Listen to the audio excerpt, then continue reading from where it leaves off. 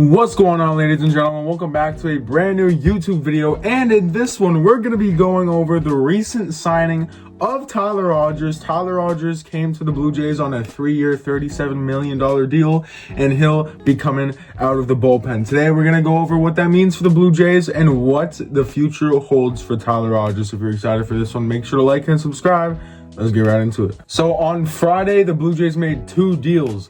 They acquired sidearming Chase Lee from the Tigers, and the Jays signed Tyler Rogers, who's a submariner, to a 3-year, $37 million contract. The deal has not been confirmed by the club. Obviously, it takes a few days for the team to actually confirm it, but it includes a vesting option for a fourth season that could bring the total value to $48 million. The signing continues a fascinating effort by the Jays to build a bullpen that can throw different looks at hitters, a potential difference-making strength in a division that has no shortage of game-changing hitters. And the main thing that everyone thought about when getting Tyler Rogers is that we have Trey Savage as well. And if you have forgotten, Trey Savage has one of the highest arm angles in the entire MLB. His arm angle is a whopping 7.1 feet high. And if we look at Tyler Rogers' arm angle, we're going to see that it is the exact opposite. 1.3 feet off of the ground. And if you take an overlay of the two, it is absolutely insane at how different they are. We could have Trey Savage starting a game and then Tyler Rogers coming into the game right after Trey Savage, and it's gonna look like the hitters are playing two different sports with the way these guys throw the baseball.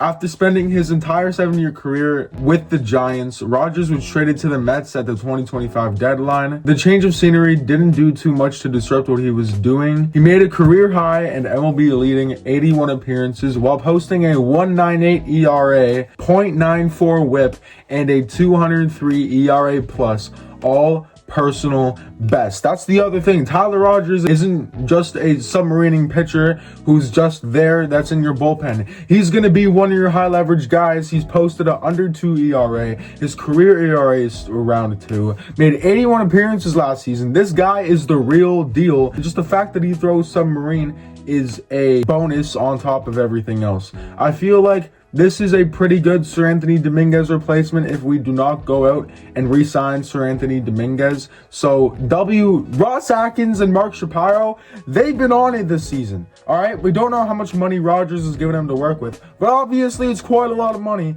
and they're going to work and getting a lot of guys that they want to go after. Like, they're not finishing runner-ups anymore. If they want the guy, they're going to go get him. I feel like a lot of these signings so far, they've just been out of the blue. Like, a lot of them expected to get some more pitching depth, starting and bullpen, but nobody expected them to go get guys like Dylan Cease, Cody Ponce, and Tyler Rogers. They were all linked to other guys up until the last second that they signed these other guys. So shout out to Mark Shapiro, shout out to Ross Atkins for getting the job done and not playing around this season. Likely owing in part to his unique arm angle, minus 61 degrees on an average in 2025. That is insane. The next lowest was Hobby Milner at minus 6 degrees. So his arm angle is a full 56 degrees lower than the next lowest. That's pretty low, bro. Rogers has yet to spend a day on the Major League injured list. He's also historically been able to handle much more frequent usage than most, as he leads all of baseball in total pitching appearances since 2020, 30 more than any other pitcher at a whopping 403 appearances. I don't know if throwing submarine has anything to do with him not being injured, just the fact that his elbow's all the way down here, same with his shoulder, then up here. But that could be a part of it because, like this said, he hasn't been injured a day in his life.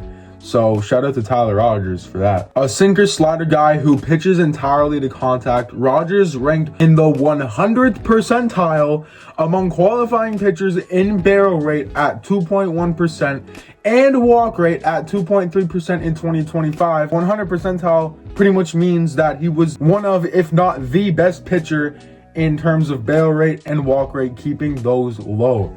His sinker, which he threw 74.5% of the time in 2025, was the second most valuable in MLB by StatCast run value metric, and he only let up 18 runs with that pitch, only behind Cy Young finalist Christopher Sanchez's sinker at 19. So that's the other thing about Tyler Rogers. He's 35. He's going to be 35 going into next season, so he's potentially either 37 or 38 at the end of his deal. So I feel like that's pretty good. Most teams might see this age and say 1 to 2 years, but the Blue Jays, like I said earlier, they're not messing around. They're giving him a 3-year deal, and I think that's pretty fantastic because, like with every player, you always have the eligibility to trade them if he doesn't turn out the way you're going to think he's turned out. Like Jeff Hoffman. Jeff Hoffman, we thought he was going to be pretty good. The first 2 months of the season he was, but then fell off. So if that happens to Tyler Rogers, he has a good 2026. Then he falls off in 27 or 28. You can just trade him.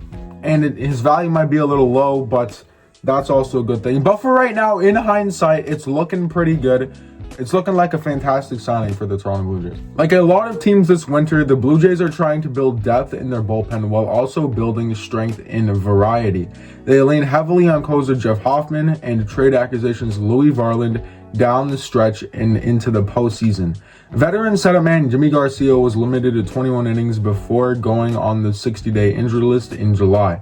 Right-hander Yero Rodriguez was outrighted to AAA Buffalo last week with 3 years left on his 5-year contract he signed before the 2024 season. The Blue Jays have also been linked in interest to former Rays closer Pete Fairbanks as the free agent market quickly unfolds. That's the guy people thought we were going to get, was Pete Fairbanks, and it looked like he was the number one after Ranger Suarez signed with the Braves.